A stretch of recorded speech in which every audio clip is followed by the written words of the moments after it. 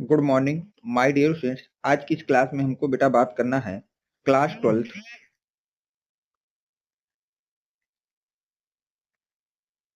Chemistry.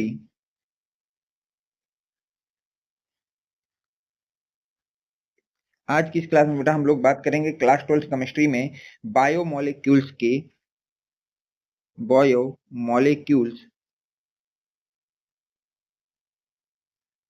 के 10 महत्वपूर्ण क्वेश्चनों की बात करेंगे बेटा। अगर आपने बायोमोलिक्यूल, जिसका हमको पता है बेटा 8 से 10 नंबर का क्वेश्चन हर साल इस चैप्टर से पूछा जाता है, आज के इस वीडियो में हम लोग बायोमोलिक्यूल्स चैप्टर के 10 मोस्ट इंपॉर्टेंट क्वेश्चनों को देखेंगे। अगर आप इन 10 मोस्ट इंपॉर्टेंट क्वेश्चनों को अच्छी तरह से लर्न कर लेते हैं बेटा, तो आप ये मानिए कि आपके इस चैप्टर के 8 से 10 नंबर का जो भी क्वेश्चन पूछे जाएंगे वो सब आप कर सकेंगे। तो आपने अब तक अगर कुछ भी इस चैप्टर में नहीं पढ़ा, तो जो जो क्वेश्चन अब मैं आपको इन वीडियो में बताऊंगा उन क्वेश्चनों को आप अच्छी तरह से लिख करके याद कर लीजिएगा बेटा। कोई भी क्वेश्चन इसके बाहर से नहीं आपसे पूछा जाएगा।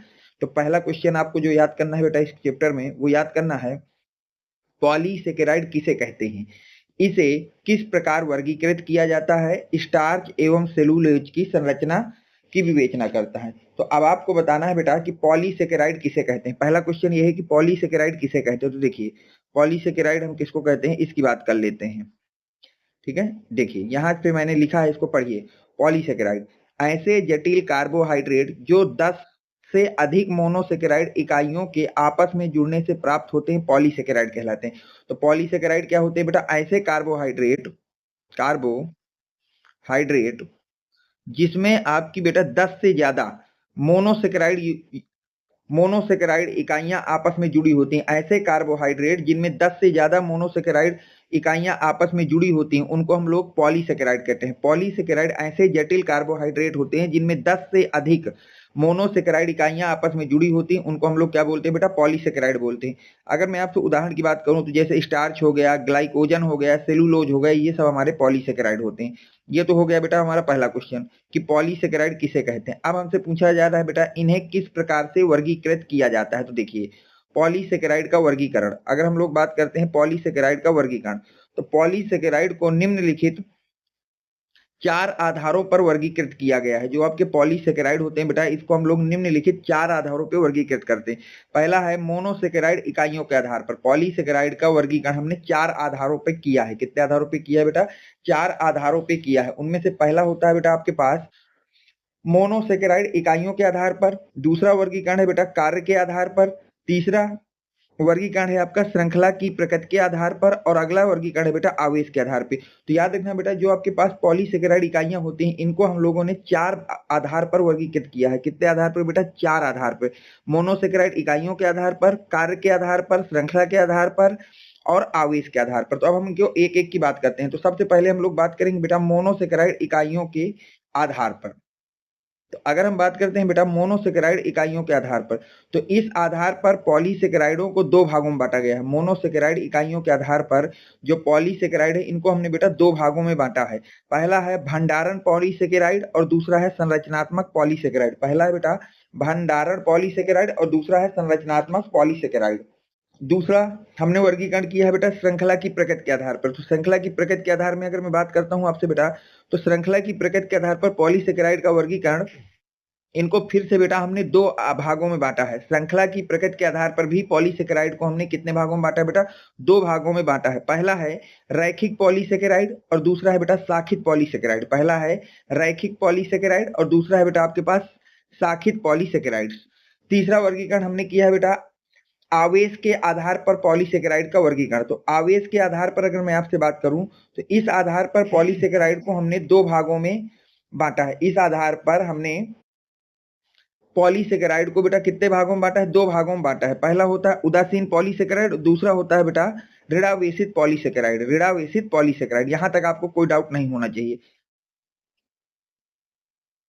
ठीक है, अब देखिए तीसरे प्रकार से जो वर्गीकृत किया गया है, वो किया गया है बेटा श्रृंखला की प्रकृति के आधार पर पॉलीसेकेराइड का वर्गीकरण।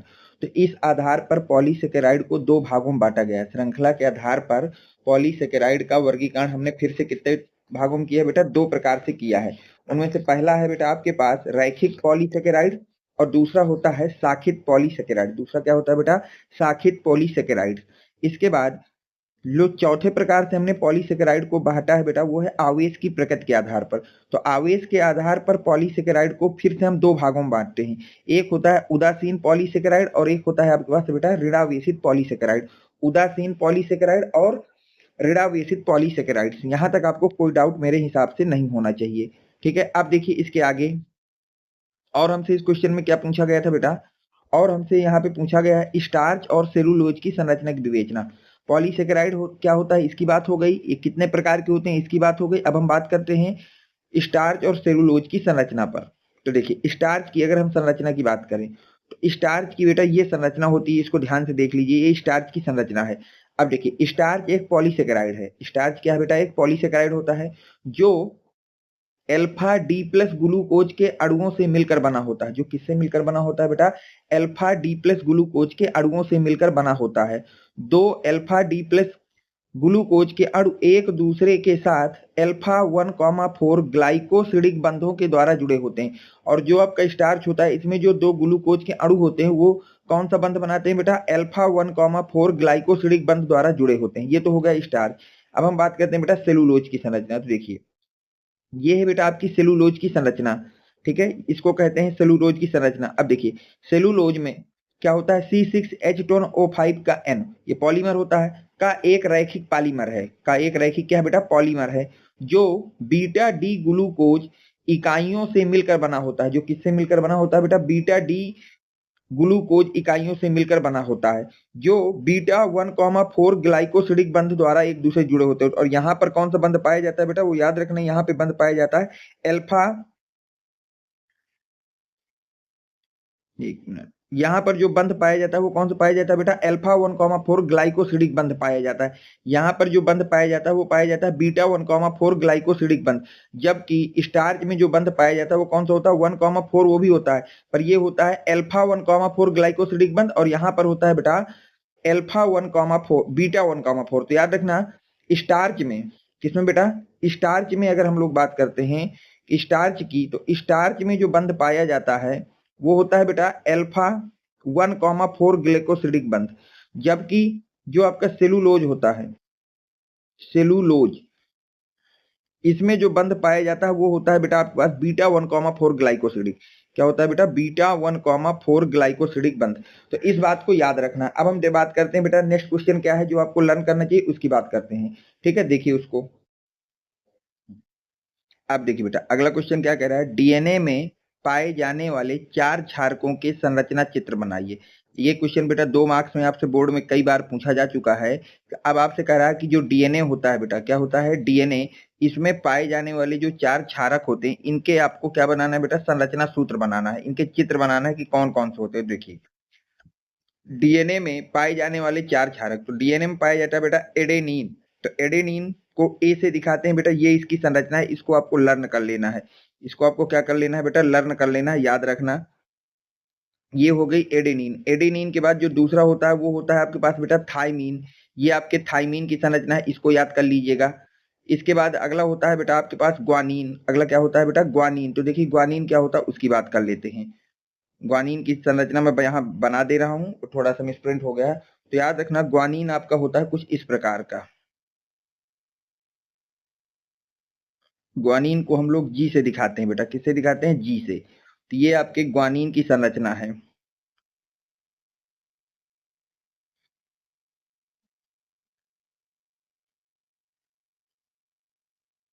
तो ये बेटा आपकी संरचना किसकी बन रही है, ग्वानीन की। तो इस संरचना को आपको याद रखना है, काफी इंपॉर्टेंट संरचना है।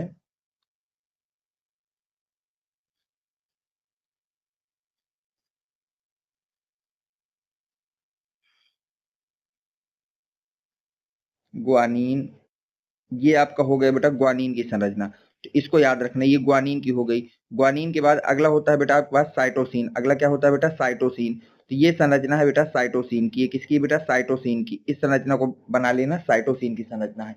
ठीक है, तो ये आपकी संरचनाएं हो गई चारों डीएनए की। डीएनए में पाए जाने वाले जो 4 क्षारक होते हैं उनकी संरचनाएं हो गई। तो इन संरचनाओं को आपको याद रखना है, इन चारों संरचनाओं को आपको क्या करना है बेटा, याद रखना है। अब देखिए अगला क्वेश्चन आपसे क्या कह रहा है बेटा, नेक्स्ट क्वेश्चन आपसे कह रहा है, ऐसे ये उल्टा हो गया, इसको मैं लिख दे रहा हूं यहाँ पर, एक मिनट। क्वेश्चन आपसे कह रहा है ग्लूकोज तथा ग्लूकोज, लिख लीजिएगा क्वेश्चन बेटा, मैं आपको लिख के दे रहा हूं। ग्लूकोज तथा फ्रक्टोज के दो समान रासायनिक गुणों का समीकरण लिखिए।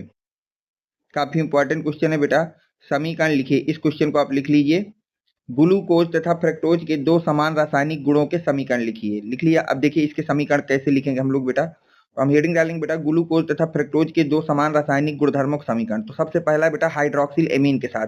तो जब आप बेटा ग्लूकोज की अपक्रिया कराते हैं हाइड्रोक्सिल एमीन के साथ, किसके साथ कराते हैं बेटा, हाइड्रोक्सिल एमीन के साथ, तो क्या होता है ग्लूकोज में ये जो एल्डिहाइड ग्रुप होता है ये अपने O को इस हाइड्रोक्सिल एमीन की H2 के साथ निकाल देता है, तो बनता है H2O।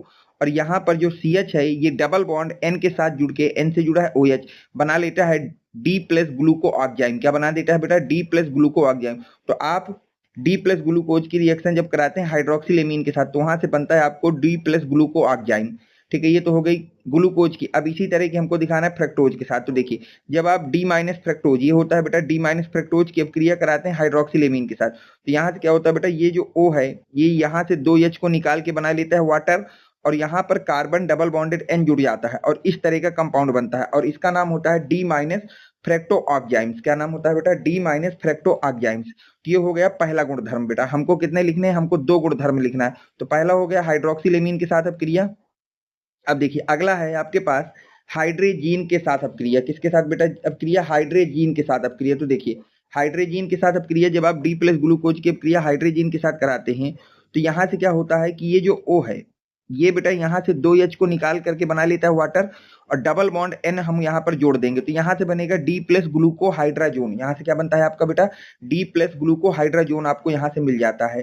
ठीक है, अब देखते हैं हम लोग, ये तो हो गया D प्लस ग्लूकोज। अभी हमको देखना पड़ेगा फ्रक्टोज में। तो देखिए जब आप D माइनस फ्रक्टोज की अपक्रिया कराते हैं हाइड्रोक्सिल एमीन के साथ, तो यहाँ से क्या होता है बेटा कि ये जो ऑक्सीजन है ये यहाँ से दो हाइड्रोजन के साथ निकल जाता है, और जैसे ही निकलता है तो यहाँ से क्या होगा, कार्बन, कार्बन से ये वाला जो नाइट्रोजन है डबल बॉन्ड के थ्रू जुड़ जाएगा और बन जाएगा NH2।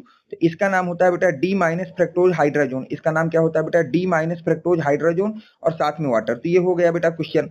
अब बात करते हैं हम लोग नेक्स्ट क्वेश्चन की, कि अगला क्वेश्चन हमसे क्या कह रहा है उसकी बात कर लेते हैं। ठीक है, देखिए अगले क्वेश्चन की अगर मैं बात करूं तो उसको भी सही से नहीं लिखा, तो मैं यहाँ लिख दे रहा हूं, ध्यान से देखिए।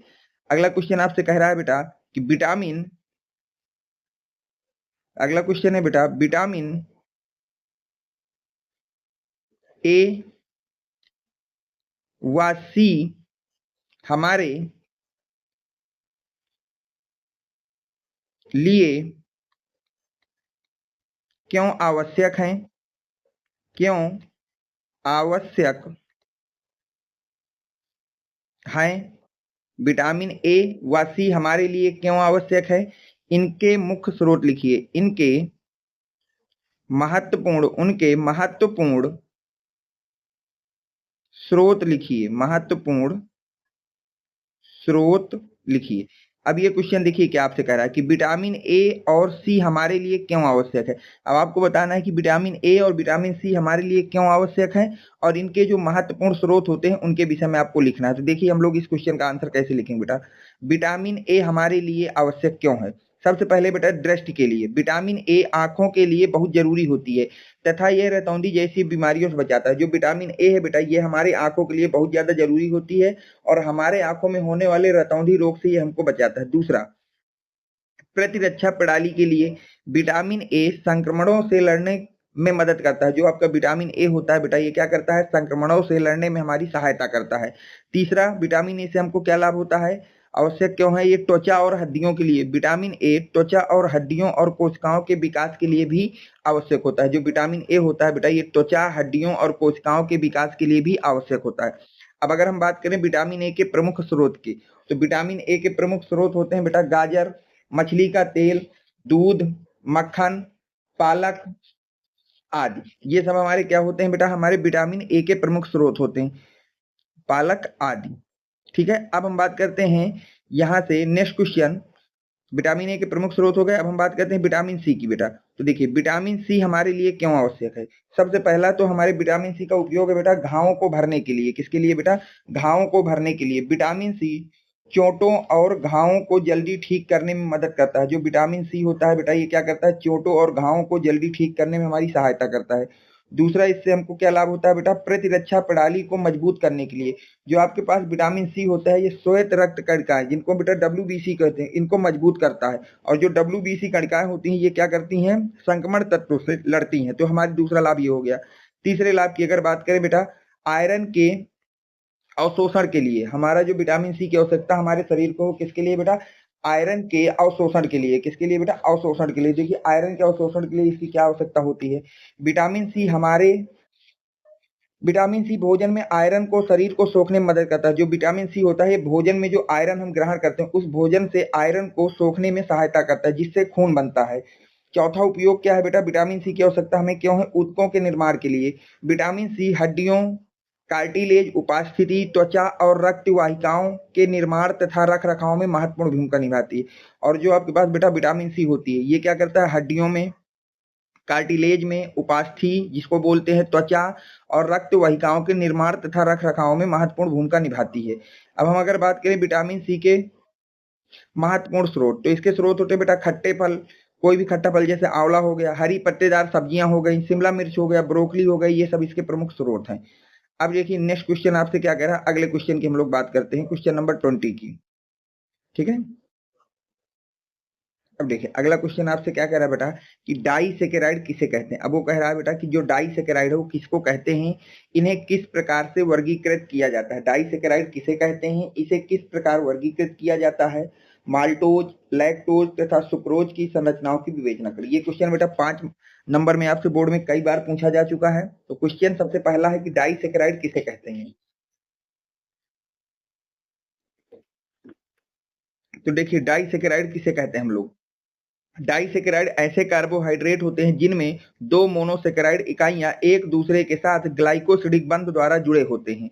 इनका सामान्य सूत्र C12H22O11 होता है। तो डाइसेकेराइड क्या होते हैं बेटा, डाइसेकेराइड ऐसे कार्बोहाइड्रेट होते हैं जिनमें दो मोनोसेकेराइड इकाइयां एक दूसरे के साथ ग्लाइकोसिडिक बंध द्वारा जुड़ी होती हैं। किसके द्वारा बेटा, ग्लाइकोसिडिक बंध के द्वारा जुड़ी होती है। इनका सामान्य सूत्र याद रखना क्या होता है, C12H22O11 होता है।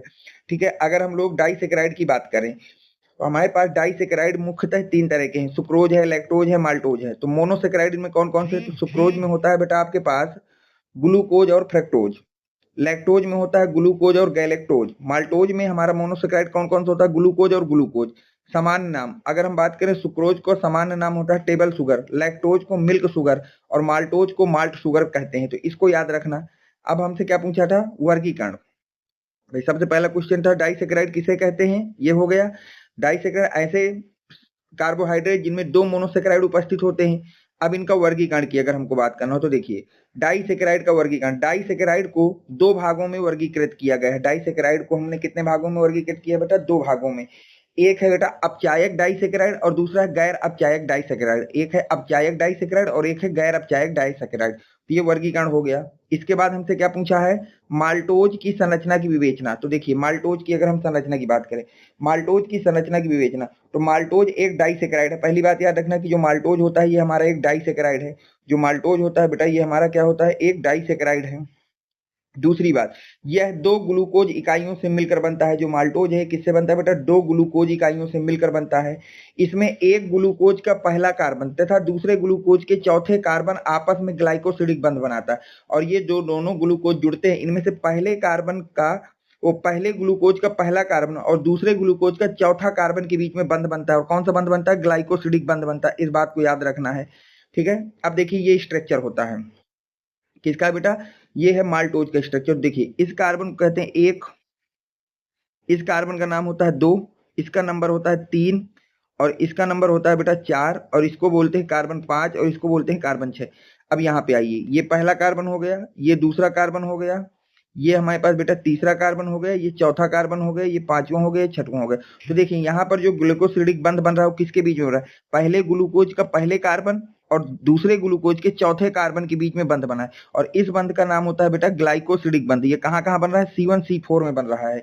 ठीक है, तो माल्टोज में ये बात बोल दी गई है, तो इसको बनाना सीख लेना।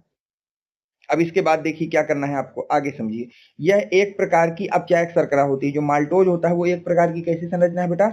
अपचायक शर्करा होती है। ठीक है, अब देखिए, अब हमको बात करना है लैक्टोज की संरचना की विवेचना। किसकी बेटा? लैक्टोज की संरचना की विवेचना। तो देखिए लैक्टोज की संरचना की विवेचना आप कैसे करेंगे?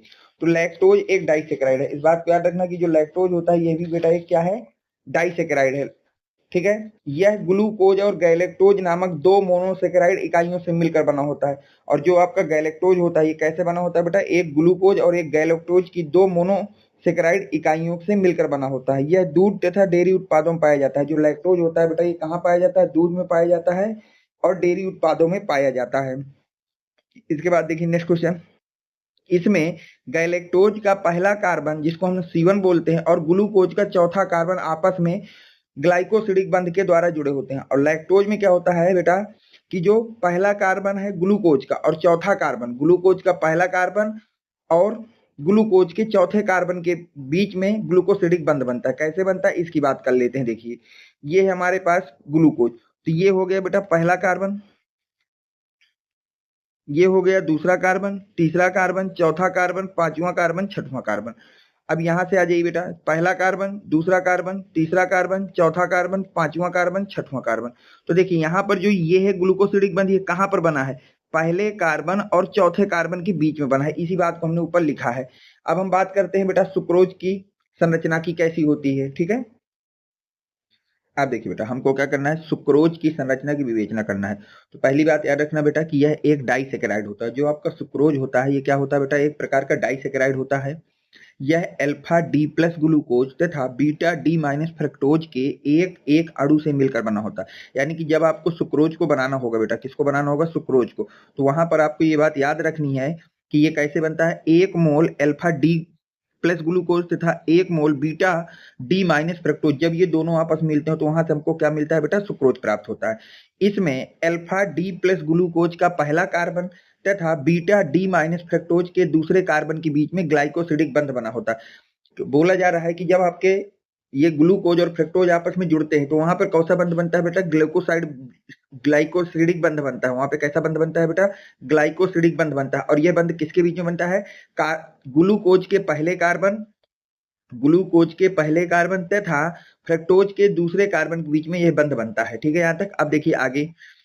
ठीक है, अब देखिए यह एक प्रकार की अनपचायक शर्करा होती है। इस बात को भी याद रखना कि जो आपका सुक्रोज होता है ये हमारा कैसी सर होता है बेटा? एक प्रकार की अनपचायक शर्करा होती है। अब देखिए इसकी स्ट्रक्चर की बात करते हैं कि स्ट्रक्चर कैसे बनेगा। देखिए ये होता है बेटा अल्फा डी प्लस ग्लूकोज, इसको कहते हैं बेटा अल्फा डी प्लस ग्लूकोज, और ये समझना है बीटा डी प्लस ग्लूकोज। तो यहां से क्या होता है बेटा? ये आपका कार्बन नंबर 1 है, ये कार्बन 2 है, ये कार्बन 3 है, ये कार्बन 4 है, ये कार्बन 5 है और ये कार्बन 6 है। अगर हम फ्रक्टोज में बात करें तो इसको कार्बन 1 कहते हैं, ये 2 है, ये 3 है, ये 4 है, ये 5 है और ये 6 है। तो अब देखिए उन्होंने बोला है कि जब आपका सुक्रोज बनता है तो इसमें ग्लूकोज का पहला कार्बन और ग्लाइकोसिडिक फ्रक्टोज के दूसरे कार्बन, तो ग्लूकोज के पहले कार्बन से OH निकलेगा बेटा। कौन निकलेगा? OH। और फ्रक्टोज के दूसरे कार्बन से H निकलेगा। और जैसे ही यहाँ से जल निकल जाएगा, क्या निकल जाएगा बेटा? जल आपका यहाँ से निकल जाएगा। जब जल निकल जाएगा तो देखिए क्या बचेगा आपके पास? तो आपके पास एक संरचना बनेगी ये कौन सा कार्बन था? कार्बन नंबर 1 है। और ये कौन सा कार्बन है? 2। और इस बंध का नाम होता है बेटा ग्लाइकोसिडिक बंध। इस बंध का नाम क्या होता है बेटा? ग्लाइकोसिडिक बंध। तो ये कहां पर बनता है? ग्लूकोज के पहले कार्बन और फ्रक्टोज के दूसरे कार्बन के बीच में बनता है। इस बात को हमने वहां लिख रखा है। ठीक है यहाँ तक। अब देखिए हम लोग बात करते हैं नेक्स्ट क्वेश्चन की। अगला क्वेश्चन आपसे क्या कह रहा है? अगला क्वेश्चन आपसे कह रहा है बेटा आणविक संरचना, जल अपघटन एवं कार्य के आधार पर प्रोटीन का वर्गीकरण उदाहरण सहित व्याख्या कीजिए। अब आपसे कह रहा है बेटा कि प्रोटीन को आपको वर्गीकृत करना है। प्रोटीन को आपको क्या करना है बेटा? वर्गीकृत करना है। किसके किसके आधार पर? आणविक संरचना के आधार पर, जल अपघटन के आधार पर और कार्य के आधार पर। ठीक है, तो देखिए इसका आंसर हम कैसे लिखेंगे। सबसे पहले हेडिंग पड़ेगी आणविक संरचना के आधार पर प्रोटीन का वर्गीकरण। अब हम लोग प्रोटीन का वर्गीकरण कर रहे हैं पर किसके आधार पर बेटा? आणविक संरचना के आधार पर। तो इस आधार पर प्रोटीन को दो भागों में बांटा गया। आणविक संरचना के आधार पर प्रोटीन को हमने कितने भागों में बांटा है? दो भागों में बांटा है। पहला होता है बेटा फाइब्रस प्रोटीन, या इसी का नाम होता है रेशेदार प्रोटीन। पहली होती है बेटा फाइब्रस प्रोटीन या रेशेदार प्रोटीन, और दूसरा होती है आपका ग्लोब्यूलर प्रोटीन या गोलिकाकार प्रोटीन। तो आणविक संरचना के आधार पर प्रोटीन को हमने दो भागों में बांट रखा है बेटा। आणविक संरचना के आधार पर प्रोटीन को हमने कितने भागों में बांट रखा है बेटा? दो भागों में बांट रखा है। पहला है रेशेदार प्रोटीन, या इसी का नाम है फाइब्रस प्रोटीन। दूसरा होता है गोलिकाकार प्रोटीन या ग्लोबुलर प्रोटीन। ठीक है, ये हमारी पहली संरचना हो गई। अब हम बात करते हैं कि फाइब्रस प्रोटीन किसे कहते हैं। तो देखिए फाइब्रस प्रोटीन क्या होती है बेटा। रेशेदार प्रोटीन के अणु लंबे धागे के समान होते हैं। जो आपके रेशेदार प्रोटीन होती है, इसके अणु लंबे धागे के समान होती है, जो अगल बगल स्थित ये अगल है, अगल बगल स्थित होकर रेशे बनाते हैं। तो याद रखना बेटा कि रेशेदार प्रोटीन में अणु लंबे धागे के समान होते हैं। इसमें जो अणु होते हैं वो कैसे होते हैं? धागे के समान होते हैं। ये अगल बगल स्थित होकर रेशे बना लेते हैं। कुछ स्थान पर ये अणु परस्पर हाइड्रोजन आबंधों द्वारा भी जुड़े रहते हैं। और ये जो अगल बगल जुड़ के रेशे बनाते हैं, ये रेशे कुछ स्थानों पर एक दूसरे के साथ हाइड्रोजन बंध के द्वारा जुड़ते हैं। और जो आपकी फाइब्रस प्रोटीन होती है, ये जल में अभिलेय होती है। इस बात को भी याद रखना कि जो आपके पास फाइब्रस प्रोटीन होती है, जल में क्या होती है बेटा? अभिलेय होती है। जल में क्या होती है? अभिलेय होती है। उदाहरण के लिए बात करें बेटा, केरेटिन फाइब्रस प्रोटीन के रूप में त्वचा, बाल, नाखून में पाए जाते हैं। जो केरेटिन फाइब्रस प्रोटीन होती है, या केरेटिन जो रेशेदार प्रोटीन होती है, फाइब्रस प्रोटीन या रेशेदार प्रोटीन, ये त्वचा में, बाल में, नाखून में आदि में पाया जाता है। अब हम बात करते हैं सेकंड बेटा गोलिकाकार प्रोटीन की। अब हम लोग बात करते हैं बेटा गोलिकाकार प्रोटीन की, कि गोलिकाकार प्रोटीन क्या होती है। तो देखिए इस प्रोटीन में पॉलीपेप्टाइड श्रृंखला स्वयं के चारों ओर इस प्रकार घूम जाती है जिससे पूरे प्रोटीन अणु का आकार गोलाकार हो जाता है। तो जो गोलिकाकार प्रोटीन होती है, इसमें क्या होती है? प्रोटीन की पॉलीपेप्टाइड जो श्रृंखला होती है। कौन सी श्रृंखला बेटा? पॉलीपेप्टाइड श्रृंखला।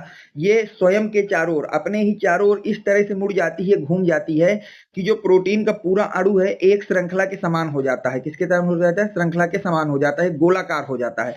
श्रृंखला का घूमना इस प्रकार से होता है कि लियोफिलिक भाग अंदर की ओर, कि जो आपका लियोफिलिक भाग है वो कहां हो जाए बेटा? अंदर की ओर, तथा हाइड्रोफिलिक भाग बाहर की ओर स्थिर हो जाता है। जो हाइड्रोफिलिक भाग होता है वो किधर स्थित हो जाता है बेटा? बाहर की ओर स्थिर हो जाता है। यह प्रोटीन जल में विलय होती है। देखिए गोलिकाकार प्रोटीन जल में विलय होती है, रेशेदार प्रोटीन जल में अविलय होती है। उदाहरण के लिए रुधिर प्लाज्मा में इम्यूनोग्लोबिन्स, जो आपकी रुधिर प्लाज्मा होती है उसमें होता है इम्यूनोग्लोबिन्स, ये आपका यह हीमोग्लोबिन्स जिसको बोलते हैं, इसी का ही दूसरा नाम होता है बेटा हीमोग्लोबिन्स। मैं लिख दे रहा हूं हीमोग्लोबिन्स। ये रुधिर प्लाज्मा में पाया जाता है हीमोग्लोबिन्स।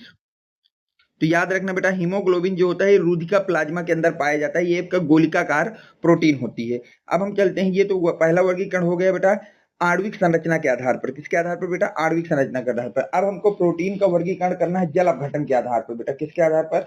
जल अपघटन के आधार पर। अब हमको प्रोटीन का वर्गीकरण करना है, पर किसके आधार पर करना है? जल अपघटन के आधार पर। तो देखिए जल अपघटन के आधार पर प्रोटीन को हमने तीन भागों में बांट रखा है। कितने भागों में बेटा? तीन भागों में। सरल प्रोटीन, संयुक्त प्रोटीन या व्युत्पन्न प्रोटीन। तो जल अपघटन के आधार पर जो हमारी प्रोटीन है बेटा वो तीन प्रकार की होती है, या तो वो सरल प्रोटीन होगी, या तो संयुक्त प्रोटीन होगी, या फिर व्युत्पन्न प्रोटीन होगी। अब हम बात करते हैं सरल प्रोटीन की, कि सरल प्रोटीन किसे कहते हैं। तो देखिए ऐसे प्रोटीन जिनमें जल अपघटन करने पर हमें सिर्फ एमिनो अम्ल प्राप्त होते हैं, साथ में कोई अन्य उत्पाद नहीं बनता, सरल प्रोटीन कहलाते हैं।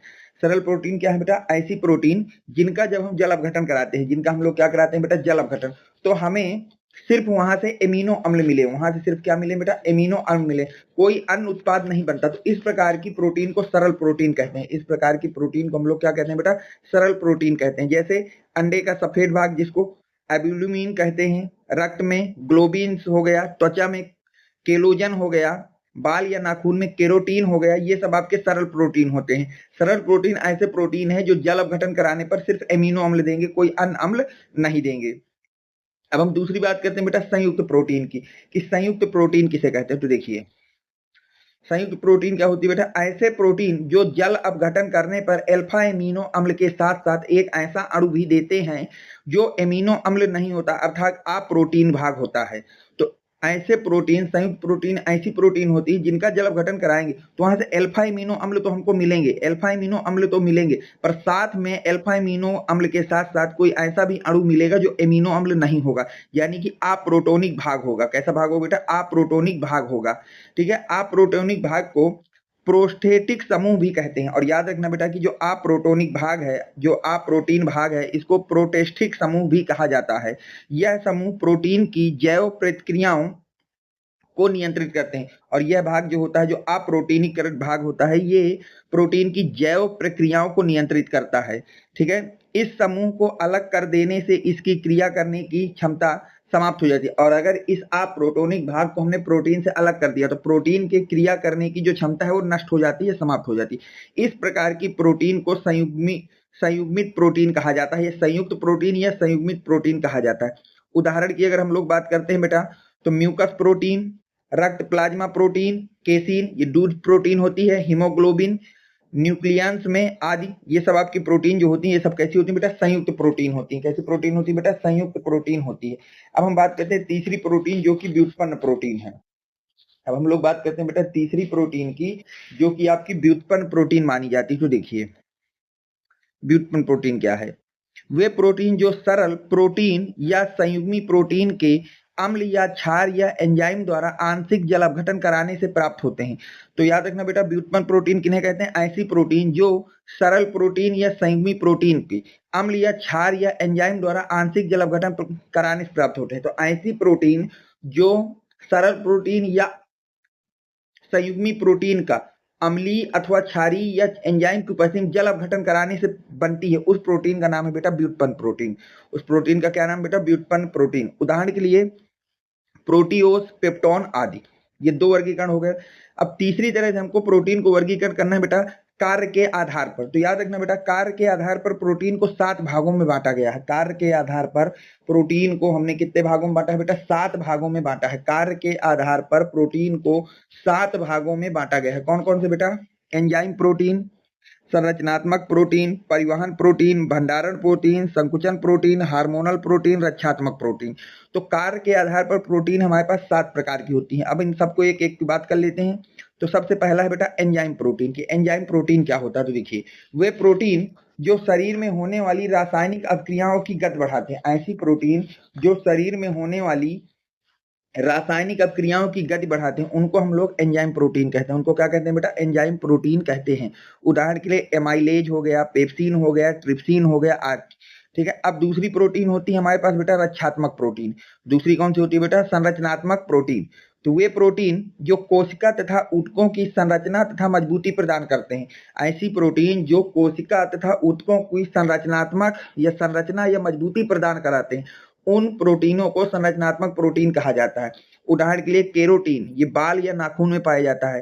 केलोजन, ये त्वचा या हड्डियों में पाया जाता है। अब तीसरी प्रोटीन होती है बेटा परिवहन प्रोटीन।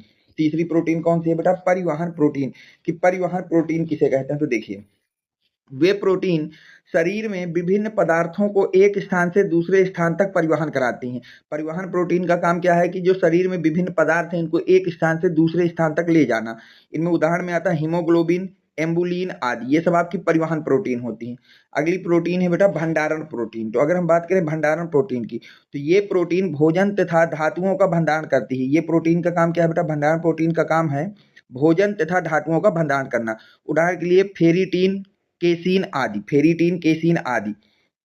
अब आते हैं हम लोग बेटा संकुचन प्रोटीन में। तो संकुचन प्रोटीन किसको कहते हैं? ऐसी प्रोटीन मांसपेशियों की गति और संकुचन में सहायता प्रदान करती है। ये प्रोटीन क्या है बेटा? मांसपेशियों को गति देने में तथा संकुचन में सहायता प्रदान करती है। उदाहरण के लिए एक्टिन हो गया, मायोसिन हो गया, ये सब हो गया। अगला है हार्मोनल प्रोटीन।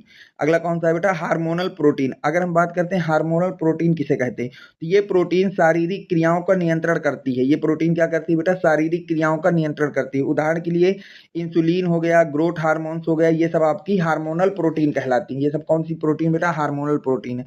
अगला है रक्षात्मक प्रोटीन, ये लास्ट है बेटा। ये प्रोटीन शरीर को रोगों से सुरक्षा प्रदान कराती है। ये प्रोटीन का काम है कि शरीर में जो होने वाले रोग हैं उनसे रक्षा करना। उदाहरण के एंटीबॉडी हो गया, फाइब्रिनोनेज हो गया, फाइब्रिनोजेन, ये सब प्रोटीन जो होते हैं रक्षात्मक प्रोटीन होती है। अब हम बात करते हैं बेटा अगला क्वेश्चन, देखिए आपसे क्या कह रहा है। अगला क्वेश्चन आपसे कह रहा है बेटा ग्लूकोज तथा फ्रक्टोज की चक्रीय संरचनाओं की विवेचना कीजिए। किसकी बेटा? चक्रीय संरचनाओं की विवेचना करना। अब आपको ग्लूकोज तथा फ्रक्टोज की जो चक्रीय संरचना है उनकी विवेचना करना है। उनकी क्या करना है बेटा? विवेचना करना है। तो देखिए इनका आंसर आप कैसे लिखेंगे? ग्लूकोज एवं फ्रक्टोज की चक्रीय संरचनाओं की विवेचना। तो हेडिंग पढ़ेंगे बेटा ग्लूकोज की चक्रीय संरचना की विवेचना। तो लिखेंगे हावर्थ ने विषम चक्रीय यौगिक पाइरेन पर आधारित 6 सदस्यीय वलय का सुझाव दिया था। एक वैज्ञानिक थे जिनका नाम था हावर्थ। इन्होंने क्या किया था बेटा? विषम चक्रीय यौगिक पाइरेन पर आधारित 6 सदस्यीय वलय का सुझाव दिया था, जिसे पाइरेनोज वलय संरचना कहते हैं। जिसे क्या कहते हैं बेटा? पाइरेनोज संरचना कहते हैं। अब वो क्या थी उसकी बात कर लेते हैं, देखिए ध्यान से। अब यहां से क्या होता है बेटा कि अगर मैं इसकी संरचना आपको बना के दिखाऊं कि ग्लूकोज हम किसको कहते हैं, तो ध्यान से देखिएगा। मैं इस बात को यहां पे बनाता हूं, संरचना इसको बनाइएगा आप बेटा। ये हो गया बेटा CHO, ध्यान से देखते चलिएगा बेटा। ये हो गया हमारा C। अब दूसरे कार्बन पे OH इधर रहेगा, H इधर को रहेगा। तीसरे कार्बन पे OH इधर को रहेगा, H इधर को रहेगा। चौथे कार्बन पे OH इधर को रहेगा, H इधर रहेगा। ये आपका 5वां कार्बन हो गया और ये आपका 6वां कार्बन हो गया। यहां तक आपको कोई डाउट नहीं होना चाहिए बेटा। अब इसका नाम होता है बेटा अल्फा डी प्लस ग्लूकोज। इसको क्या कहते हैं बेटा? Alpha D plus glucose. यहां तक सब कुछ सही है। अब देखिए ध्यान से क्या होगा। अब यहां से क्या होता है बेटा कि ये जो आपका नंबरिंग दे देते हैं, पहला कार्बन, दूसरा कार्बन, तीसरा कार्बन, चौथा कार्बन, 5वां कार्बन, 6वां कार्बन। अब जो पहला कार्बन CHO है बेटा, CHO का मतलब होता है C डबल बॉन्ड OH। ये मतलब होता है CHO का। अब यहां से क्या होता है, जो ये CHO है बेटा अपना एक बॉन्ड को तोड़ देता है, और जैसे ही एक बॉन्ड को तोड़ेगा तो CH अपनी जगह हो जाएगा, यहाँ पे O हो जाएगा और एक बॉन्ड ऐसे टूट जाएगा। भाई एक बॉन्ड को तोड़ दिया तो ऑक्सीजन का एक बॉन्ड खाली हो गया और एक बॉन्ड कार्बन का खाली हो गया। इसको अगर आपने बीच से तोड़ दिया तो एक ऑक्सीजन का खाली हो गया, एक कार्बन का खाली हो गया। तो अब क्या होता है बेटा, यहाँ से ये जो हाइड्रोजन परमाणु ये निकल के चला जाता है ऑक्सीजन के पास, और जैसे ही ऑक्सीजन के पास पहुंचता है तो यहाँ पर भी ऑक्सीजन का बॉन्ड खाली हो जाता है, और ये ऑक्सीजन इस कार्बन के साथ जुड़ जाता है। ये ऑक्सीजन इस कार्बन के साथ क्या होता है? जुड़ जाता है। तो अब देखिए इस संरचना को हम बनाते हैं, कैसे बनाएंगे इसकी बात कर लेते हैं। ध्यान से देखिए बेटा। अब क्या होगा कि जो हमारे पास ये है इसको हम लिख देंगे CH को अलग कर दिया, OH O को अलग कर दिया, O को H दे दिया। अभी बताया था कि ये जो O है इसको सिंगल बॉन्ड करेंगे और यहां से H इस O को दे देंगे। अब बाकी कार्बन अपनी जगह बेटा, C अपनी जगह, OH अपनी जगह, H अपनी जगह, CH अपनी जगह, OH अपनी जगह, OH अपनी जगह, H अपनी जगह। अगला है बेटा CH अपनी जगह, और अगला है बेटा CH2OH। और ये जो O है वो ये O यहां से आपका जुड़ जाता है कुछ इस तरह से। ये जुड़ गया बेटा। अब यहां से अगर मैं इसका चक्रीय यौगिक बनाऊं तो ध्यान से देखिए। सबसे पहले मैं इनको नंबरिंग दे देता हूं, 1 2 3 4 5 6। पहली बात तो हमको ये पता चल गई कि हमको 6 मेंबर की रिंग बनाना है। तो 6 मेंबर की जब मैं रिंग बनाऊंगा तो कुछ ऐसी रिंग हमारी बनेगी। यहां पर एक ऑक्सीजन होगा। यहां तक सब कुछ सही है। अब देखिए यहां पर मैंने दो दो बॉन्ड खाली कर दिए हैं। ध्यान से देखते चलिएगा बेटा इस संरचना को। एक मिनट। हम्म, ये हो जाएगा। अब यहां पर देखिए क्या होगा, जितनी भी चीजें बेटा राइट हैंड साइड में है, ये कहां पे है बेटा? राइट हैंड साइड में।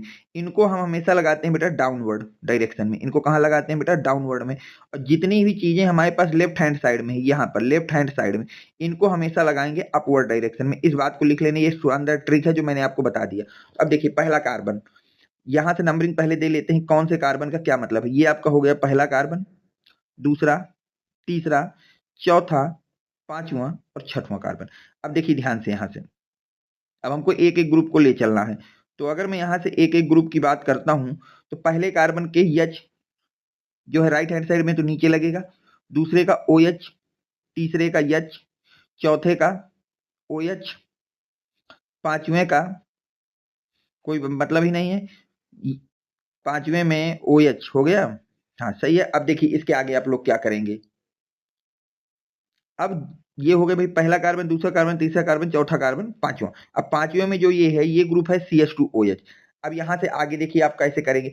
जितनी भी चीजें आपकी लेफ्ट हैंड साइड में उनको ऊपर लगाना है। तो यहाँ पे OH है, पहले कार्बन में तो OH ऊपर लग गया, दूसरे कार्बन में H है, तीसरे कार्बन पे OH है, चौथे कार्बन पे H है, पांचवें कार्बन पे क्या है बेटा आपका CH2OH है। पांचवें कार्बन पे क्या है बेटा CH2OH है। तो देखिए ये कहां पहुंच जाएगा, CH2OH जाएगा ऊपर और H आ जाएगा नीचे। तो इस तरह से आपकी ये साइक्लिक स्ट्रक्चर बनता है। इस तरह से क्या बनता है बेटा आपका साइक्लिक स्ट्रक्चर बनता है। और ये साइक्लिक स्ट्रक्चर किसका है, ये है बेटा बीटा डी प्लस ग्लूकोज का। किसका है बेटा, बीटा डी प्लस ग्लूकोज का। ये साइक्लिक स्ट्रक्चर किसका है बेटा, बीटा डी प्लस ग्लूकोज का। इस बात को याद रखना कि अगर पहले कार्बन और दूसरे कार्बन के OH समूह एक दूसरे के अपोजिशन में है तो अल्फा, और सेम पोजीशन पे एक दूसरे का अपोजिट है तो आपका बीटा, और सेम है तो अल्फा। तो देखिए यहाँ पर अपवर्ड में है पहले कार्बन में और दूसरे कार्बन में डाउनवर्ड है, तो अपोजिट है इसलिए बीटा। और अगर सेम पोजीशन पे होता दोनों डाउनवर्ड, दोनों कैसे हो जाते बेटा डाउनवर्ड पे हो जाते। कैसे हो जाते डाउनवर्ड, तो फिर आपका वहां पे आ जाता अल्फा। और अगर आपका अपवर्ड और डाउनवर्ड है, अपवर्ड है और डाउनवर्ड है तो उसको बीटा कहेंगे। और अगर आपके पास है अपवर्ड के बाद डाउनवर्ड और डाउनवर्ड, कैसा है बेटा डाउनवर्ड और डाउनवर्ड, तो फिर आप उसको कहेंगे अल्फा। उसको क्या कहेंगे अल्फा। तो यहाँ पे कुछ नहीं होता है, सिर्फ ये पहले कार्बन पे OH की पोजीशन को हम लोग चेंज कर देते हैं। ये पहला संरचना हो गई। अब हम बात करते हैं इसके आगे। देखिए यहाँ तक सब कुछ सीख लिया, इसको बनाना पड़ेगा कॉपी में, इसी तरह से आपको बना देना है। अब देखिए आगे क्या करना है हमको। अब यहां से हम लोग पढ़ लेते हैं। ग्लूकोज के खुले श्रृंखला में पहले कार्बन पे मौजूद एल्डिहाइड CHO समूह तथा पांचवें कार्बन पे मौजूद हाइड्रोक्सिल समूह पर न्यूक्लियोफिलिक हमला करता है। ये बात अभी मैंने बताई कि पहले कार्बन का जो आपका CHO समूह होता है, पहले कार्बन का जो कौन सा समूह होता है बेटा CHO समूह, और पांचवें कार्बन पे जो होता है COH समूह। तो यहां से ये H जो आता है ये आकर के इस ऑक्सीजन पे आक्रमण करता है। तो वही चीज मैंने यहाँ लिखी है कि ग्लूकोज के खुले श्रृंखला में पहले कार्बन पे मौजूद एल्डिहाइड जो समूह होता है और पांचवें कार्बन पे मौजूद हाइड्रोक्सिल समूह पर न्यूक्लियोफिलिक हमला कर देता है। यहां तक कोई दिक्कत नहीं है। अब देखिए आगे क्या कह रहा है अगला पॉइंट। इस अभिक्रिया से एक हेमी एस्टल बंध बनता है। इस अभिक्रिया से क्या बनता है बेटा, हेमी एस्टल बंध बनता है, जो कि अभी मैंने आपको बना के दिखाया था। जिसमें छह सदस्यीय वलय पाइरेनोज बनती है, जिससे हमको 6 सदस्यीय संरचना एक बनती है पाइरेनोज। कौन सी संरचना बनती है बेटा, पाइरेनोज। अभी जो आपने एक संरचना बनाई थी कौन सी वाली, ये वाली, इस संरचना का नाम होता है बेटा पाइरेनोज संरचना। तो 6 मेंबर की पाइरेनोज संरचना बनी थी। ठीक, आगे देखिए अगला पॉइंट क्या कह रहा है। खुली श्रृंखला में पहले कार्बन एल्डिहाइडिक होता है। जब आप ग्लूकोज का खुली श्रृंखला का स्ट्रक्चर बनाते हो तो उसमें पहले कार्बन को एल्डिहाइडिक कार्बन कहते हैं। जो कि चक्री कार्बन, जब आप उसकी चक्री संरचना बनाते हैं तो कीरल केंद्र बन जाता है। वही जो पहला कार्बन वो कैसा केंद्र बन जाता है बेटा, कीरल केंद्र बन जाता है, जिसमें एनोमेरिक कार्बन कहते हैं, जिसे हम लोग क्या कहते हैं बेटा एनोमेरिक कार्बन कहते हैं। कीरल का मतलब होता है, देखिए ध्यान से समझना, यहाँ पर कीरल का मतलब क्या है उसको मैं समझा देता हूँ। ये हमारी ग्लूकोज की संरचना थी, ठीक है। यहाँ पर OH था, यहाँ पर H था। अब देखिए कीरल संरचना का मतलब होती है एक ऐसा कार्बन जिसके चारों वैलेंसियों पर अलग अलग ग्रुप जुड़े हो। तो पहला कार्बन हो गया ये, इसको कहते हैं पहला कार्बन। तो एक तरफ है ऑक्सीजन, एक तरफ है कार्बन, एक तरफ है हाइड्रोक्सिल ग्रुप और एक तरफ है हाइड्रोजन। यानी कि इससे जुड़े हुए चारों ग्रुप क्या है, डिफरेंट है। ऐसे कार्बन का नाम होता है बेटा कायरल कार्बन। ऐसे कार्बन को आप लोग क्या कहते हैं बेटा, कायरल कार्बन कहते हैं। एक ऐसा कार्बन जिसकी चारों वैलेंसी अलग अलग ग्रुप के द्वारा सेटिस्फाई होती है उसको हम लोग कायरल कार्बन कहते हैं। और इसको हम लोग कौन सा कार्बन कहते हैं बेटा, एनोमेरिक कार्बन या कायरल कार्बन कहते हैं। यहां तक आपको कोई डाउट नहीं होना चाहिए। अब देखिए अगला पॉइंट क्या कह रहा है। पहले कार्बन तथा छठे कार्बन में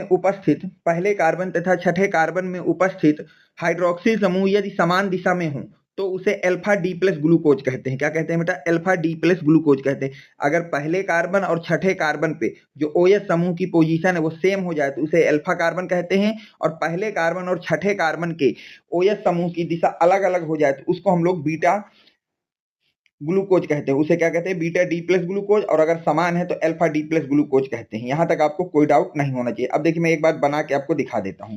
जैसे हमने ये बनाया, एनोमेरिक कार्बन की बात हो रही है, तो यहां से क्या बनेगा बेटा? CHOH COH CHOH COH COH और ये हो गया CH2OH, और यहां से ये वाला ग्रुप जुड़ जाएगा। तो देखिए यहां से अब ध्यान से देखिए, तो पहले कार्बन का OH जो है वो राइट हैंड साइड में है, और छठे कार्बन का OH भी कैसा है? राइट हैंड साइड में। अगर पहले और छठे दोनों कार्बन के OH ग्रुप की पोजीशन सेम है तो उसको आप कहेंगे अल्फा डी प्लस ग्लूकोज। उसका नाम क्या हो जाएगा बेटा? Alpha D plus glucose. ये वो कह रहा है कि उसको क्या कहना है? Alpha D plus glucose. अगर पहले और छठे कार्बन के OH की पोजीशन एक दूसरे के डिफर हो गई तो उसको बीटा कहेंगे। कैसे कहेंगे इसको ध्यान से देखिए। जैसे मान लीजिए पहला कार्बन बना दिया, अब इसमें H को इधर लगा दिया, OH को मैंने इधर कर दिया। दूसरे कार्बन पर OH यहां पर, H यहां पर, बाकी सेम रहेंगे बेटा। H OH OH H COH CH2OH। और यहां से क्या होता है? ये वाला साइक्लिक स्ट्रक्चर बनाएगा इस तरह से कुछ। अब देखिए यहां से देखिए, पहला कार्बन ये है, छठवां कार्बन ये है, तो पहले कार्बन का OH जो है वो कहाँ है बेटा? लेफ्ट हैंड साइड में है, जबकि छठे कार्बन का जो OH है वो कहाँ है बेटा? वो है राइट हैंड साइड में। तो अगर पहले और छठे कार्बन के OH समूह की जो पोजीशन है वो डिफर है तो उसको कहेंगे बीटा डी प्लस ग्लूकोज। उसका नाम होगा बेटा बीटा डी प्लस ग्लूकोज। ये चीज है मैंने लिख रखी है। तो ये हो गई बेटा ग्लूकोज की चक्रीय संरचना की विवेचना हमने कर दी। कौन कौन से पॉइंट थे सारी चीजें आपको बता दी। अब इसी तरह से हमको विवेचना करना है बेटा फ्रक्टोज के। किसकी बात करना है बेटा? फ्रक्टोज के चक्रीय यौगिक की। ध्यान से देखिए, फ्रक्टोज का चक्रीय संरचना की विवेचना। तो फ्रक्टोज क्या कहता है उसकी बात करते हैं। फ्रक्टोज में खुले श्रृंखला में दूसरे कार्बन पर मौजूद कीटोन समूह तथा पांचवें कार्बन पर मौजूद हाइड्रोक्सिल समूह पर न्यूक्लियोफिलिक हमला करता है। अब देखिए वो ये कह रहा है कि जो आपके पास फ्रक्टोज होता है, इसके दूसरे कार्बन पर उपस्थित कीटोनिक समूह और पांचवें कार्बन पर उपस्थित हाइड्रोक्सिल समूह के बीच में न्यूक्लियोफिलिक हमला होता है, जबकि ग्लूकोज में पहले कार्बन और पांचवें कार्बन के बीच में ऐसा होता है। अब वो कह क्या रहा है इसकी मैं बात कर लेता हूं। ये आपके पास देखिए स्ट्रक्चर बना है बेटा किसका? ग्लूकोज का, ओ सॉरी फ्रक्टोज का। ये संरचना बनी है आपके सामने किसकी बेटा? फ्रक्टोज की। इसको कहते हैं फ्रक्टोज। ठीक है, अब ये हो गया पहला कार्बन, ये हो गया दूसरा कार्बन, तीसरा कार्बन, चौथा कार्बन, पांचवा कार्बन, छठवां कार्बन। तो अब वो पहले पॉइंट में कह रहा है कि ग्लू फ्रक्टोज का दूसरा कार्बन और पांचवें कार्बन के बीच में न्यूक्लियोफिलिक अटैक होता है या न्यूक्लियोफिलिक हमला होता है। ठीक है, यहां तक कि जो भी रिएक्शन होगी वो दूसरे और पांचवें कार्बन के बीच में होगी। अब देखिए आगे क्या कह रहा है वो। अब वो कह रहा है बेटा कि इस अभिक्रिया में एक हेमी एस्टर बंध COHO बनता है। इसमें एक हेमी एस्टर बंध बनता है जिसमें कितने रिंग होती है बेटा? 5 सदस्यीय रिंग बनती है, जबकि ग्लूकोज में 6 सदस्यीय रिंग बन रही थी, यहाँ पर 5 सदस्यीय रिंग बनेगी। और इस रिंग को बोलेंगे फ्यूरानोज। उसमें पायरोनोज था, इसका नाम फ्यूरानोज होता है। ठीक है, यहाँ तक। अब आगे देखिए बेटा, खुली श्रृंखला में दूसरे कार्बन कीटोनिक होता है, जबकि खुली श्रृंखला में फ्रक्टोज का जो दूसरा कार्बन होता है वो आपका कीटोनिक होता है और चक्रीय संरचना में कीरल केंद्र बन जाता है। और जैसे ही आप लोग चक्रीय संरचना बनाते हैं तो वही दूसरा कार्बन कीरल केंद्र बन जाता है, जिसे एनोमेरिक कार्बन कहते हैं। तो हमें पता चल गया कि ग्लूकोज में एनोमेरिक कार्बन होता है पहला कार्बन, और फ्रक्टोज में एनोमेरिक कार्बन होता है दूसरा कार्बन। यहां तक आपको कोई डाउट नहीं है। अब देखिए आगे वो क्या कह रहा है। यहां तक सबको सही है। अब देखिए दूसरे कार्बन तथा छठे कार्बन में उपस्थित OH समूह। अब यहां पर वो बता रहा है कि दूसरे कार्बन और छठे कार्बन में उपस्थित जो OH समूह यदि समान दिशा में, वही चीज है कि अगर दूसरे और छठे समूह में OH जो लगा है वो समान दिशा पे है तो उसे अल्फा डी माइनस फ्रक्टोज कहेंगे। और अगर वो आपका विपरीत दिशा में है, अगर वो कहाँ है बेटा? एक दूसरे के दूसरे कार्बन तथा छठे कार्बन में उपस्थित OH समूह यदि असमान दिशा में हो तो उसे बीटा डी माइनस फ्रक्टोज कहते हैं। उसे क्या कहते हैं बेटा? बीटा डी माइनस फ्रक्टोज कहते हैं। अब इनकी भी बात हम थोड़ा सा कर लेते हैं कि ये कैसे होगा। तो देखिए सबसे पहले मैं बात करता हूँ फ्रक्टोज की संरचना की। तो फ्रक्टोज की संरचना कुछ ऐसी होती है, ध्यान से देखिए बेटा। CH2OH, C double bond O, CHOH, COH,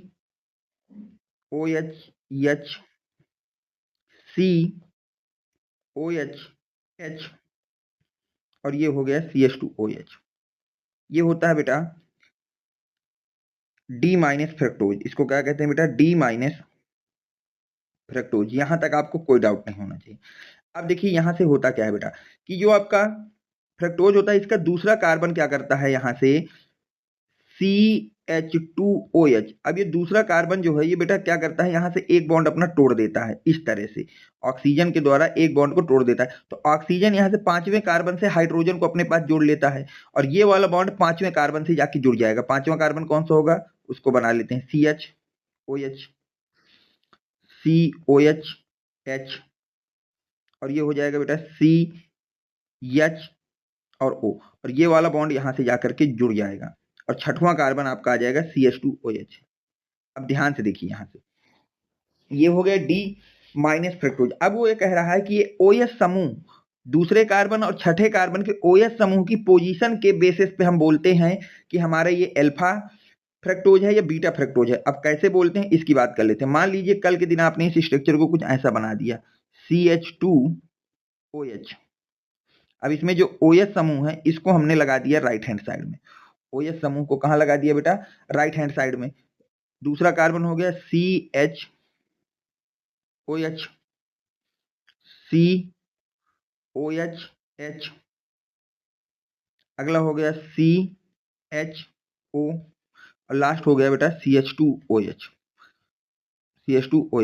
अब देखिए, अब यहां से दूसरा कार्बन इस पांचवें कार्बन के साथ बॉन्ड बना लेगा। तो उन्होंने ये कहा है कि अगर दूसरे कार्बन और छठवें कार्बन, तो दूसरा कार्बन ये है, छठवां कार्बन ये है, दोनों के OH सेम दिशा में, तो उसे अल्फा कहेंगे। तो ये हो जाएगा अल्फा डी माइनस फ्रक्टोज। ये हो जाएगा अल्फा डी माइनस फ्रक्टोज। अब मान लीजिए कल के दिन तुमने इसको कुछ ऐसा बनाया, किस तरह से कि जो OH है इसको राइट हैंड साइड में लगा दिया। तो पहले इसकी मैं चक्री यौगिक बना लेता हूँ पहले, ठीक है, वो दोनों बना देता हूँ। तो मान लीजिए ये हो गया CH2OH। अब दूसरे कार्बन का जो OH है उसको मैंने लेफ्ट साइड में लगा दिया। कहाँ लगा दिया बेटा? लेफ्ट साइड में। और यहां से O हो जाएगा, दूसरा कार्बन H, बाकी कार्बन सेम रहेंगे बेटा, COH,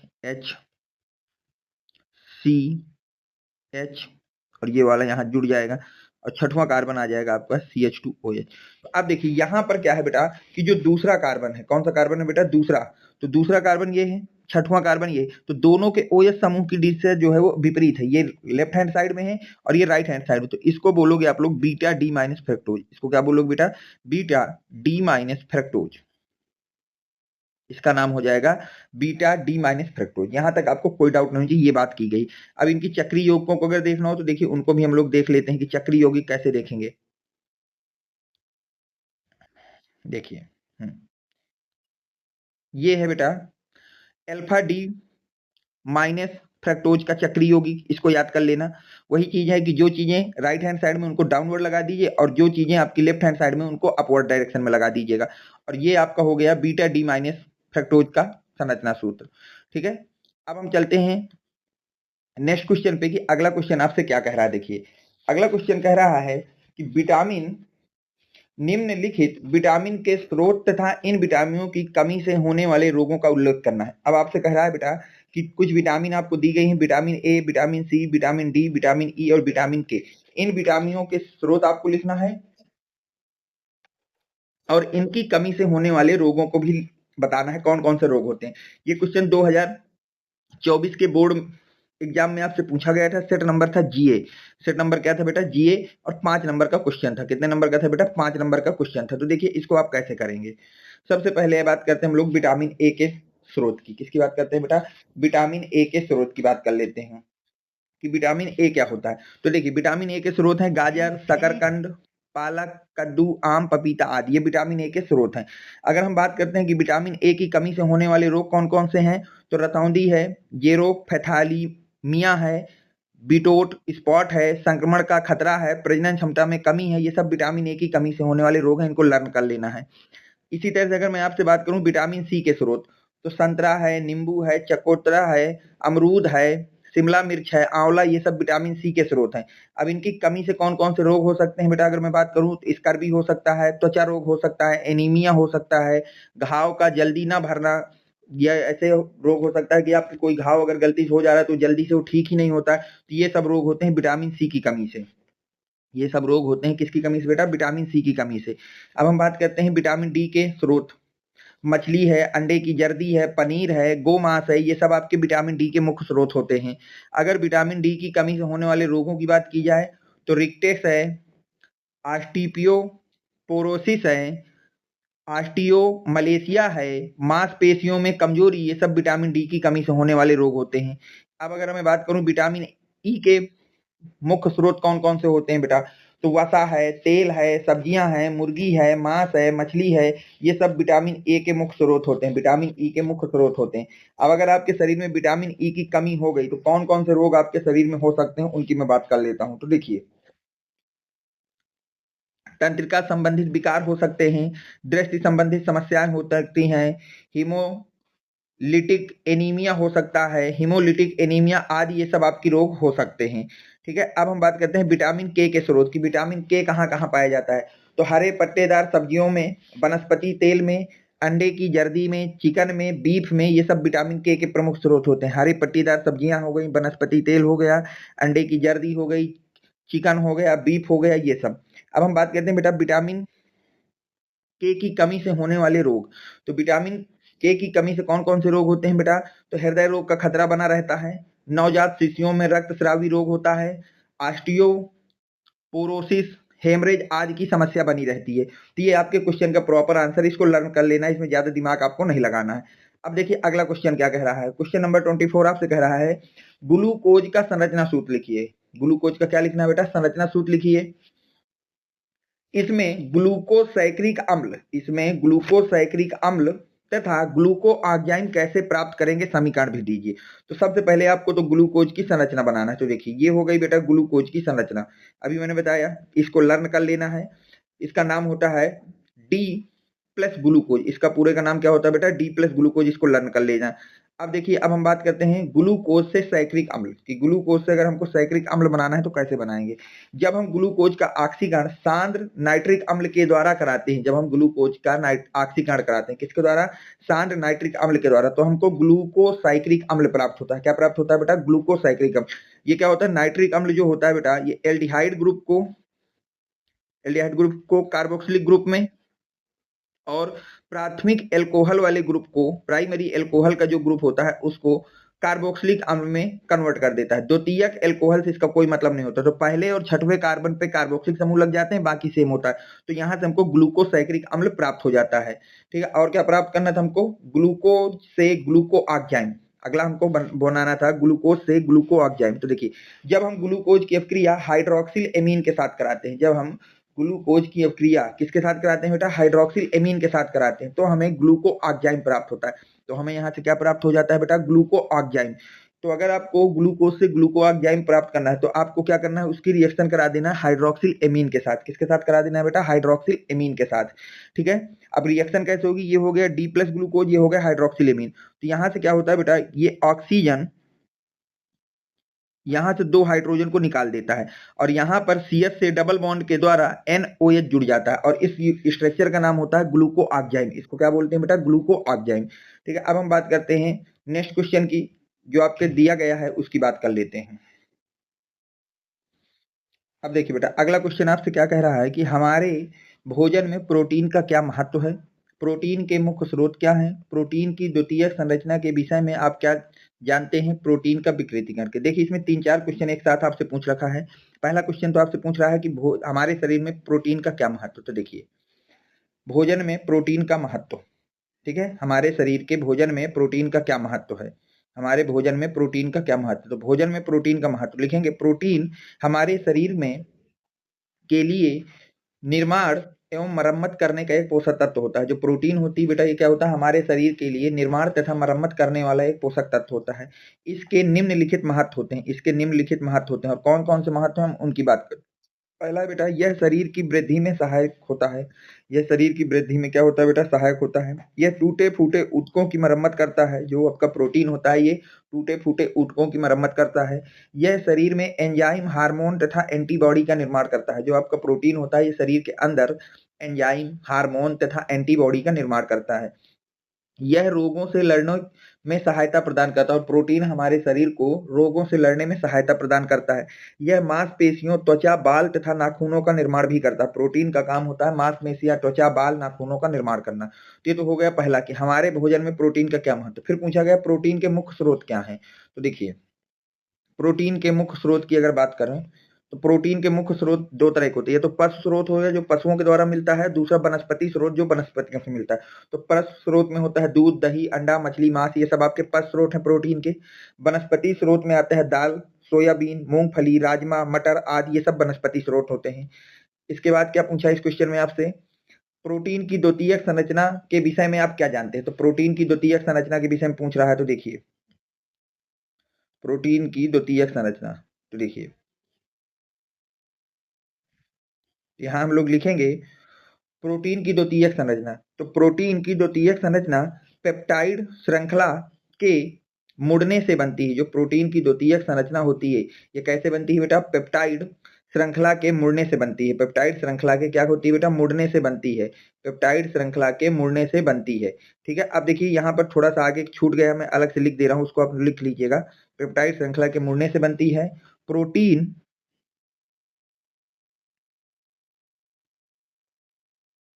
की द्वितीयक संरचना की द्वितीयक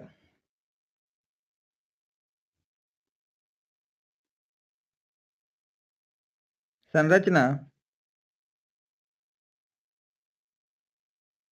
हाइड्रोजन बंध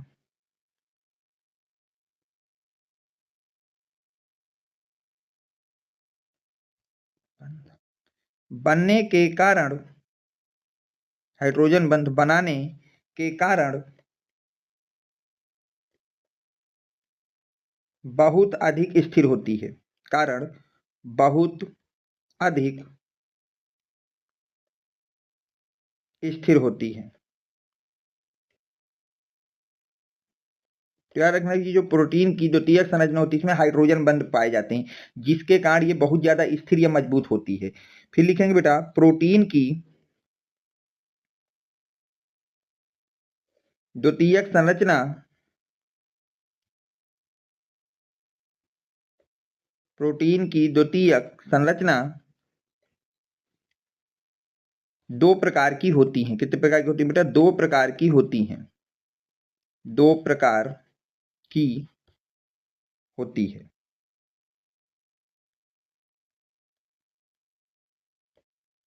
ठीक है, उसमें से पहली संरचना का नाम होता है बेटा एल्फा हेलिक्स संरचना। एल्फा हेलिक्स संरचना। और दूसरा होता है आपके पास बेटा बीटा प्लीटेड प्लीटेड शीट संरचना। तो प्रोटीन की जो द्वितीयक संरचना होती है दो प्रकार की होती है, एल्फा हेलिक्स या बीटा प्लीटेड शीट संरचना। ठीक है, अब इन दोनों के विषय में यहां तक लिख लीजिए, फिर आगे देखिए इसके क्या करना है आपको। ठीक है, अब देखिए ध्यान से, यहां तक हो गया। अब बात करते हैं अल्फा हेलिक्स संरचना की। अल्फा हेलिक्स संरचना क्या होती है, देखिए इस संरचना में पेप्टाइड श्रृंखला कुंडली के रूप में होती है। इस संरचना में जो आपकी पेप्टाइड श्रृंखलाएं होती है वो किसके रूप में होती है बेटा, कुंडली के रूप में होती है। यह संरचना सामान्यतः प्राकृतिक प्रोटीनों में पाई जाती है। यह संरचना सामान्यतः कहाँ पाई जाती है बेटा, प्राकृतिक प्रोटीनों में। उदाहरण जैसे केरोटीन हो गया, बाल नाखून में। तो यहाँ पर जो प्रोटीन की द्वितीयक संरचना बनती है वो अल्फा हेलिक्स संरचना होती है। अब हम बात करते हैं बीटा प्लीटेड शीट संरचना की। तो लिखेंगे बेटा, इस संरचना में पेप्टाइड श्रृंखला सीट जैसी होती है। इस संरचना में जो पेप्टाइड श्रृंखला होती है वो किसके जैसी होती है बेटा, सीट जैसी होती है। यह संरचना बहुत मजबूत होती है। और दूसरी बात ये भी याद रखना कि यह जो संरचना है बहुत अधिक मजबूत होती है, जैसे रेशम में। अब इसमें लास्ट क्वेश्चन आपसे पूछा था प्रोटीन के विकृतीकरण के विषय में। किसके विषय में बेटा? प्रोटीन के विकृतीकरण के विषय में पूछा है कि प्रोटीन के विकृतीकरण क्या होता है। तो लिखेंगे हम लोग प्रोटीन का विकृतीकरण। प्रोटीन के विकृतीकरण से तात्पर्य है प्रोटीन की संरचना में परिवर्तन होना। प्रोटीन के विकृतीकरण का मतलब होता है कि प्रोटीन की संरचना में परिवर्तन होना, जिसके कारण प्रोटीन के जैविक गुणों में परिवर्तन हो जाता है। जिसके कारण प्रोटीन के जैविक गुणों में क्या हो जाता है बेटा? परिवर्तन हो जाता है। अगर मैं बात करूं प्रोटीन के विकृतीकरण के मुख्य कारण, तो पहला तो है तापमान। अगर आपने ताप को बहुत ज्यादा बढ़ा दिया तो प्रोटीन अपने जैविक गुणों को खत्म कर देता है और अपनी संरचना को भी बदल देता है। तो उच्च ताप पर प्रोटीन की संरचना टूट जाती है। जैसे अंडे का सफेद भाग, जब आप अंडे को उबाल लेते हैं तो वो ठोस हो जाता है, तो ये प्रोटीन का विकृतीकरण कहलाता है। अगला है बेटा पीएच मान। अगला क्या है बेटा? पीएच मान। तो अत्यधिक अम्लीय तथा अत्यधिक क्षारीय माध्यम में प्रोटीन के जैविक गुणों में परिवर्तन हो जाता है। परिवर्तन हो जाता है, आप यहां लिख लेना, हो जाता है। तो ये आज की क्लास में बेटा मैंने आपको बायोमोलिक्यूल्स चैप्टर के टॉप 10 क्वेश्चन करा दिए हैं। अगर आप इन 10 क्वेश्चनों को अच्छी तरह से तैयार कर लेते हैं तो कोई भी क्वेश्चन इनके बाहर से आपके बोर्ड एग्जाम में नहीं आएगा। ठीक है, इसी वीडियो के डिस्क्रिप्शन में मैं टेलीग्राम की लिंक डाल दूंगा, जहां से आपको टेलीग्राम में ज्वाइन हो जाना है। और अगर आपको किसी भी तरह का कोई डाउट है या कोई क्वेश्चन आपको समझ में नहीं आया तो आपको कमेंट सेक्शन में लिख देना है, मैं उसको नेक्स्ट वीडियो में समझाने की पूरी कोशिश करूंगा। और जो भी बच्चे अभी तक हमारे टेलीग्राम चैनल से या व्हाट्सएप ग्रुप से नहीं जुड़े, वो बच्चे इस नंबर पर मैसेज कर देंगे, वहां से मैं आपको दोनों ही ग्रुपों की लिंक प्रोवाइड करा दूंगा। 7880960882। उम्मीद करता हूं कि वीडियो आपको पसंद आया होगा। Thanks for watching. Next video coming soon.